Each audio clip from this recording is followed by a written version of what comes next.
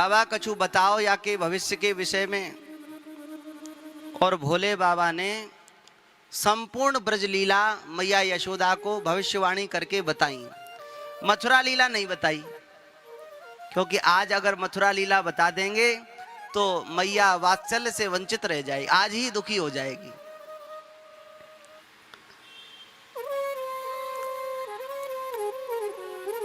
भगवान प्रसन्न हो गए, खिलखिलाकर हंसने लगे। पूर्णमासी मैया ने कही देख ले, मैंने कही ना तेरो लाला प्रसन्न है गयो बाबा को देख के। मैया बोली सांची कही, देख बाबा तो बड़ो बढ़िया बाबा है, याने तो तुरंत ही नजर उतार दी। मैया ने हाथ जोड़कर भोले बाबा से कही, बाबा देखो तुम इतनी दूर से आए हो और मेरे लाला को नजर लगी, तुमने झटते उतार दी। और बाबा दोबारा फिर नजर लग जाएगी तो मैं कहाँ ढूंढूंगी तुम्हें, हैं? फिर काऊ की दारी की नजर लग गई, काऊ सखी की नजर लग गई। हाँ, ब्रज में जो देखे सो लाला को, मैया तो ऐसी ही कहे। जब जब कोई आवे ना तो मैया के लाला को नजर लग जाए।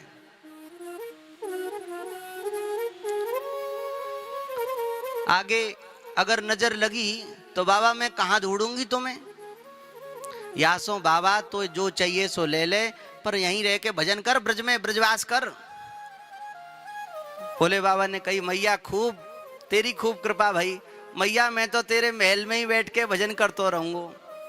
और आज भी भोले बाबा नंद भवन में बैठकर भजन कर रहे हैं, नंदेश्वर महादेव के रूप में। श्री नंदेश्वर महादेव की।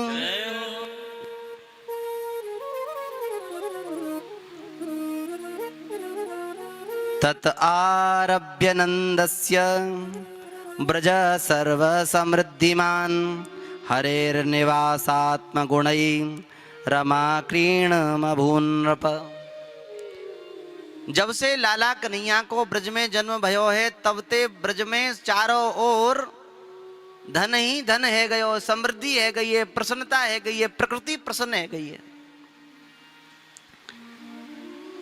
नंदस्वात्मज उत्पन्न से लेकर रमा क्रीणम अभून नृप तक नंदोत्सव का वर्णन है। और यह नंदोत्सव 18 श्लोकों में कहा गया है। ये 18 श्लोक श्रीमद् भागवत के 18,000 श्लोकों का प्रतिनिधित्व करते हैं। 18 श्लोक, 18 की संख्या बहुत श्रेष्ठ संख्या है। गीता जी में अध्याय कितने हैं? 18। और महाभारत में पर्व कितने हैं? 18 पर्व हैं। 18 की संख्या बहुत श्रेष्ठ संख्या है। और पुराण कितने हैं? 18। स्मृतियां कितनी हैं? 18। अष्टादश। दृष्ट्या संसार चक्रेस्मिन् वर्तमान पुनर्भव, उपलब्धो भवानद्य दुर्लभम प्रिय दर्शनम। नंद भवन में बहुत जोर से उत्सव है रहो है। नंद बाबा ने विचार कियो, अगर मैं यहाँ उत्सव में रुक गयो तो कंस को कर देनो छूट जाएगो। और ये कंस ऐसो है कि अगर या को कर देवे में 1 घंटा को विलंब है गयो तो ये ब्रज पर आक्रमण कर देगो। तो नंद बाबा कंस का कर देने के लिए मथुरा गए। और इधर जब कंस को जब पता चला कि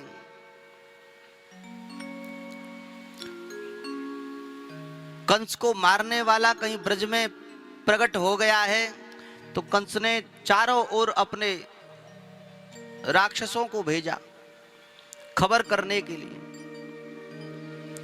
और कंस की सभा में एक असुर है बकासुर।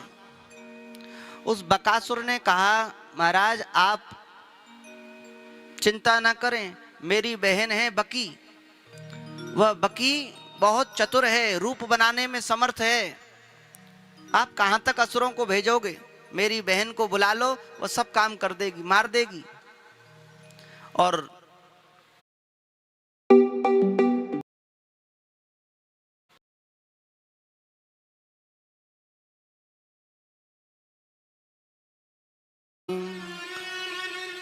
राक्षसी रुधिरासना जिघांसयापि हरये स्तनं दत्वा पसद्गतिम। वह पूतना लोक बालग्नि है, बालकों का वध करने वाली है। अपने स्तनों में विष लगाकर आई, परंतु बहुत सुंदरी बनकर आई। ऐसा लग रहा था, ब्रजवासियों ने तो यह विचार किया कि भैया अवश्य ही ये तो लक्ष्मी ही या ब्रज में आई है, इतनी सुंदर बन के आई।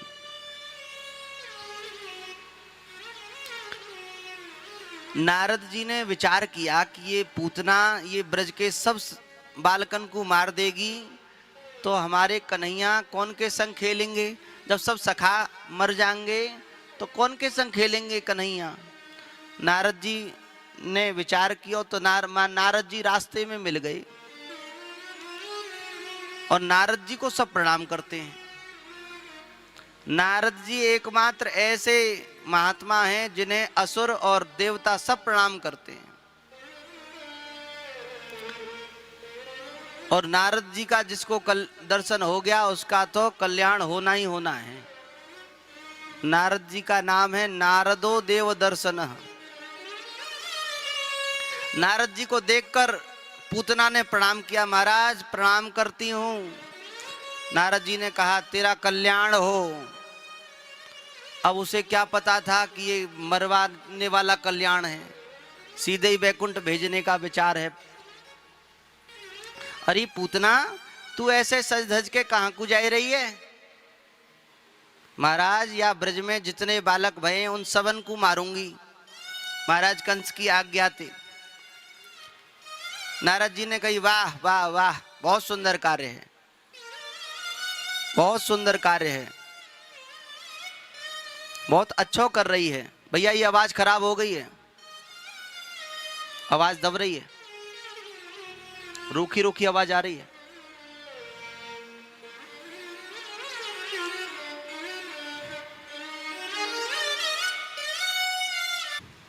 महाराज या ब्रज में जितने बालक भये उन सबन को मारूंगी आज। नारद जी ने कही बहुत बढ़िया काम करवे चली है, पर देख जब कोई नयो धंधो प्रारंभ करें, नयो काम प्रारंभ करें तो सबसे पहले बोहनी अच्छी होनी चाहिए, और पहले ही अगर काम बिगड़ गयो तो सब पीछे को काम बिगड़ जाएगा। तो बोहनी कहूँ बढ़िया घरते कर, बढ़िया बालक को मार काऊ को। तो ऐसा कर तू या ब्रज में सबसे बड़ो उत्सव है रहे हो नंद बाबा के यहाँ, पहले सबसे पहले जाके नंद बाबा के छोरा को ही मार दे। और अंदर अंदर भीतर भीतर नारद जी ने कही जब बचेगी तब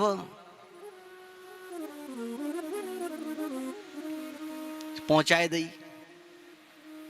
बोले नंद भवन कैसे जाऊं? बोले देख ये सबरे ब्रजवासी, ये भीड़ लग रही है, सबरे ब्रजवासी नंद भवन में ही जा रहे हैं, सूदी चली जा नाक की सीध में। महाराज वो पहुंच गई नंद भवन में। नंद भवन में बहुत जोर से उत्सव है रहे हो, और उत्सव को देख के अब वो भीतर घुसवे को प्रयास करे, पर सब ब्रजवासिनी गोपी ग्वाल सब पकड़ के अरे बड़ी दूर से आई होएगी, थक गई होएगी, ले तू पहले लड्डू खाए ले, तू माखन खाए ले। अब वो भीतर घुसे और सब ब्रजवासी पकड़ पकड़ के वाय पंगत में बैठा दे, और इतना खवायो कि खाए खाए के वो तो पहले बेर तो वहीं पसर गई। वाने कही ये ब्रजवासी तो मुझे खवा खवाए के ही मार देंगे। जैसे तैसे करके उठी, अंदर को गई, और अंदर जाए के महल में गई तो यशोदा मैया से गई, अरे मेहर यशोदा खूब खूब बधाई हो, देख मैं बड़ी दूर से तेरे लाला को दर्शन करवे आई हूं।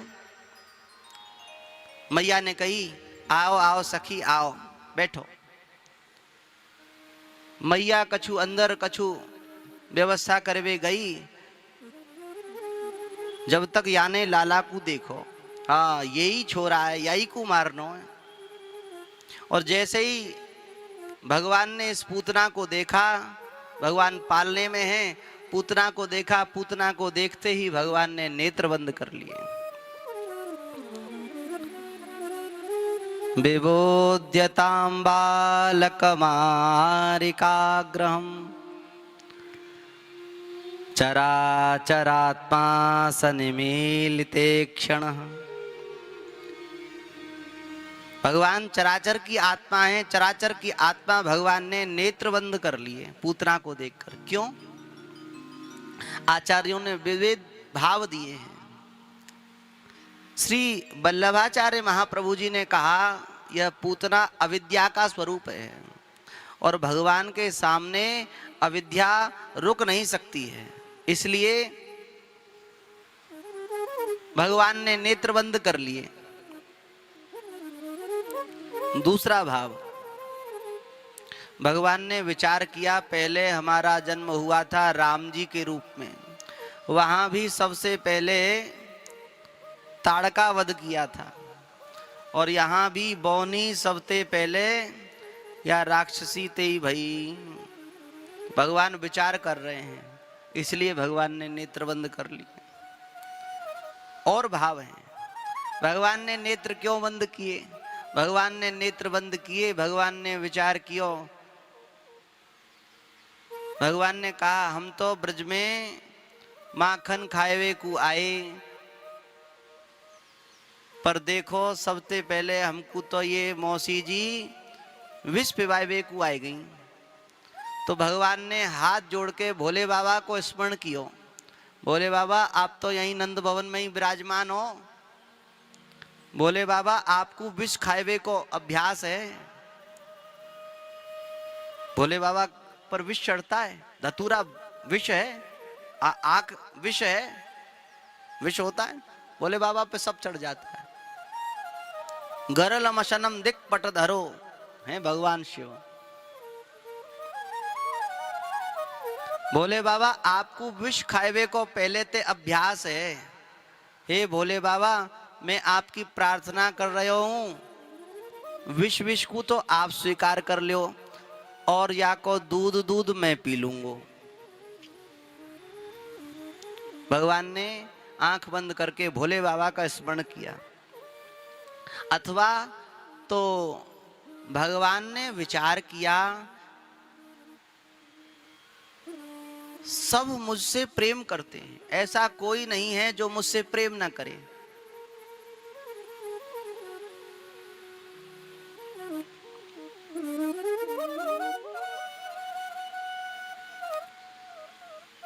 सूर्पणखा राक्षसी है, वह भी भगवान से प्रेम करती है। खरदूषण वे राक्षस हैं, असुर हैं, पर वे खरदूषण भी। आइए आचार्य जी पधारे हैं। आचार्य जी आगे आइए, मंच पर आइए। ये पूतना हमको मारवे के ताई आई है, ये कौन है? या को परिचय तो देखें। भगवान ने ध्यान धर के देखो तो भगवान को ज्ञात हुआ यह पूर्व जन्म में राजा बलि की बेटी रत्नमाला है। भगवान जिस समय बलि के द्वार पर पधारे तो बामन भगवान को देखकर इस बलि की पुत्री रत्नमाला के हृदय में वात्सल्य भाव जागृत हो गया। देखो देखो कितना सुंदर सुकोमल बालक है, मेरा बालक होता तो इसे दूध पिलाती। भगवान ने कहा तथास्तु, जैसा तुम्हारा भाव है ऐसा ही होगा। और जब भगवान ने बलि को छल लिया, बलि को गरुड़ पास में बांध लिया, तो यह रत्नवाला बोली अरे बड़ो दुष्ट बालक है, ऐसे बालक को तो विष दे देना चाहिए। भगवान ने कहा देखो जब तुम्हारा दूध स्वीकार किया है तो तुम्हारा विष भी स्वीकार करूंगा। वही रत्नमाला के पूर्व के चरित्र का स्मरण करके भगवान ने नेत्र बंद कर लिए। अथवा तो भगवान ने विचार किया कि यह कैसी भी है, यह मुझे मारने के लिए आई है, परंतु यह दूध पिलाएगी और दूध पिलाने वाली तो माँ होती है, और अब यह मेरे द्वारा सदगति को प्राप्त होगी। तो भगवान ने नेत्र बंद करके अपने गौलोक के पार्षदों से कहा, हे मेरे गौलोक के पार्षदों, मेरी मैया पूतना आ रही है, मेरे धाम को सजा दो, व्यवस्था कर दो। आचार्यों के बहुत भाव हैं, अनेकों भाव हैं। पूतना ने अवसर जानकर भगवान के मुख में अपना स्तन दे दिया, कालकूट विष से युक्त स्तन, और जैसे ही उसने स्तन दिया कि भगवान ने उसके स्तन को जोर से पकड़ लिया। गाढ़ं कराभ्यां भगवान प्रपीड्य तत् प्राणै समम्रोस समन्वितोऽपिवत्। भगवान ने जोर से पकड़ लिया, और जैसे ही पकड़ा, अब तो भगवान ने दूध के साथ इसके प्राण भी पी लिए, और इसने जोर से चिल्लाकर कहा, मुंच मुंच, छोड़ छोड़ छोड़, अरे कन्हैया छोड़। पर भगवान ने कही, अरे मौसी, हमको तो पकड़नो ही आवे, छोड़नो तो हमने सीखो ही ना है। जा जाकू हमने पकड़ो, वाकू जब तक पल्ली पार नहीं कर दियो, वाकू हमने छोड़ो ना है। बोलो गोविंद देव जी महाराज की। भगवान ने कही, जा जा को हमने हाथ पकड़ो, वाकू जब तक पल्ली पार नहीं कियो तब तक हमने नहीं छोड़ो। अब पूतना ने विचार किया, क्या करूं क्या करूं। वह पूतना भगवान को लेकर आकाश से उड़ी, और उड़ती हुई पूतना वह जा रही थी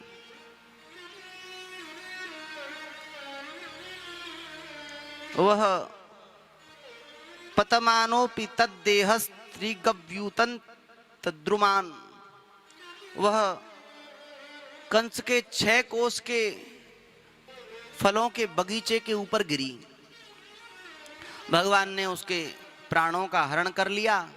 वह जब गिरी तो कंस के फलों के 6 कोस के बगीचे के ऊपर गिरी। इधर ब्रजवासी तो सब घबरा गए। मैया यशोदा ने जब देखा तो मैया यशोदा तो मूर्छित हो गई, भूमि पर गिर गई। सब ब्रजवासी दौड़े और देखा कि यह पूतना यहाँ पड़ी है, विशाल काय पूतना। कितनी बड़ी पूतना है, 6 कोस की पूतना। 6 कोस समझते हैं कितने किलोमीटर हो गए? 1 कोस में कितने किलोमीटर होते हैं? 3 किलोमीटर। तो 6 तिया 18 किलोमीटर की पूतना, इतनी बड़ी पूतना।